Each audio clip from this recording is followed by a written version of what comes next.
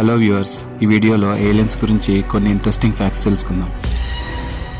రష్యాలో ఉండే lake Baikal అనే నదిలోనికి కొంతమంది శాస్త్రవేత్తలు కొన్ని పరిశోధనలు చేయడం కోసం ఆ నది అడుగు భాగం వరకు వెళ్లారు. ఆ నది లోపల వాళ్ళు ఆ డీప్ వాటర్ లో కొన్ని శాంపుల్స్ కలెక్ట్ చేస్తూ ఉండగా వారికి మనిషి ఆకారంలో ఉండే ఒక విచిత్రమైన క్రియేచర్ కనిపించింది. ఆ క్రియేచర్ అక్కడున్న వారిపై సడన్ గా దాడి చేసి ఇద్దరిని చంపేసింది. ఈ దాడిలో కేవలం ఒక్కరు మాత్రమే ప్రాణాలతో బయటపడ్డారని రష్యా నేవీ ఈ భయంకరమైన సంఘటన గురించి చెప్పుకొచ్చింది.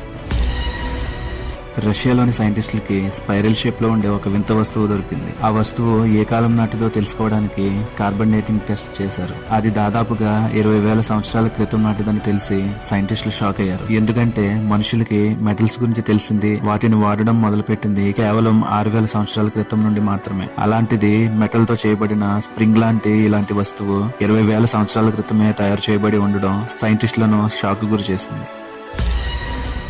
ఇప్పటి వరకు చంద్రుడి మీదకి వెళ్లి వచ్చిన ఆస్ట్రోనాట్స్ లో ఒకరైన ఎడ్గర్ మిచెల్ ఒక షాకింగ్ స్టేట్మెంట్ ఇచ్చారు. ఆ స్టేట్మెంట్ ఏంటంటే, నిజానికి గడిచిన 60 సంవత్సరాలుగా చాలా సార్లు ఏలియన్స్ అనేవి మన భూమి మీదకి వచ్చి వెళ్లాయని చెప్పారు. కానీ యుఎస్ గవర్నమెంట్ ఇంకా కొన్ని గవర్నమెంట్స్ తో కలిసి ఈ విషయాన్ని ప్రపంచానికి తెలియకుండా దాచేస్తుందని ఎడ్గర్ మిచెల్ అనే ఆస్ట్రోనాట్ ఈ షాకింగ్ నిజాన్ని బయటపెట్టారు.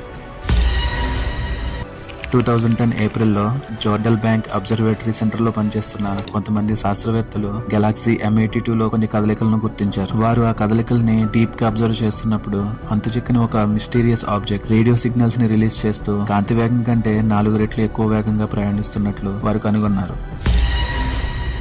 అంతరిక్షంలో మనం మాత్రమే ఉన్నామా, లేదంటే మనతో పాటుగా ఇంకా ఏదైనా జీవం ఉందా అని తెలుసుకోవడానికి మనిషి ఎన్నో రకాలుగా ప్రయత్నిస్తూనే ఉన్నాడు. ఈ ప్రయత్నంలో భాగంగా మన శాస్త్రవేత్తలు ఎన్నో రకాల సిగ్నల్స్ ని అంతరిక్షంలోకి పంపిస్తూ పరిశోధిస్తూ ఉంటారు. ఇలా అంతరిక్షంలోకి రకరకాల సిగ్నల్స్ ని పంపి ఏలియన్స్ ని కాంటాక్ట్ చేయడాన్ని కార్ల్ సాగన్ లాంటి ఎంతో మంది ప్రసిద్ధి చెందిన సైంటిస్టులు సమర్థిస్తున్నప్పటికీ స్టీఫెన్ హాకింగ్ అనే సైంటిస్ట్ మాత్రం దీన్ని వ్యతిరేకిస్తూ వచ్చారు. ఎందుకంటే ఏలియన్స్ మనం పంపిన సిగ్నల్స్ ని ఈజీగా డీకోడ్ చేసి మన భూమిపై దాడి చేసి మన వనరులన్నిటినీ అవి తీసుకుని భూమిని నాశనం చేసే ప్రమాదం ఉందని ఆయన హెచ్చరించారు. కానీ ఆయన హెచ్చరికలను ఏమాత్రం సీరియస్ గా తీసుకోకుండా మన సైంటిస్టులు ఏలియన్స్ ని కాంటాక్ట్ అవ్వడానికి ఇప్పటికీ ఎన్నో రకాల ప్రయత్నాలు చేస్తూనే ఉన్నారు. కాలం గడుస్తున్న కొద్దీ అప్డేటెడ్ టెక్నాలజీతో ఏలియన్స్ ని కాంటాక్ట్ చేసే ప్రయత్నాలు ఇప్పటికీ జరుగుతూనే ఉన్నాయి. ఫైనల్ గా చిన్న రిక్వెస్ట్ ఫ్రెండ్స్, ఈ వీడియో మీకు ఇంట్రెస్టింగ్ గా అనిపిస్తే లైక్ చేయండి, మన ఛానల్ ని సబ్స్క్రైబ్ చేసి నాకు సపోర్ట్ చేయండి. Thank you everyone.